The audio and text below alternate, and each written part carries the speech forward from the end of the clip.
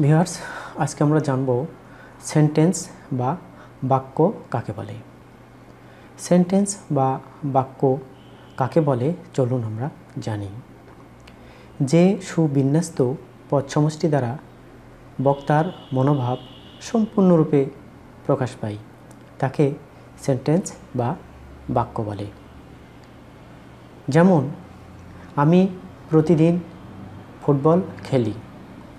দেখুন, এই বাক্যে আমি প্রতিদিন ফুটবল খেলি প্রত্যেকটা এক একটা শব্দ এবং প্রত্যেকটা এক একটা শব্দ মিলে আমার মনের ভাব আমি প্রতিদিন ফুটবল খেলি এই বিষয়টি প্রকাশ করেছি।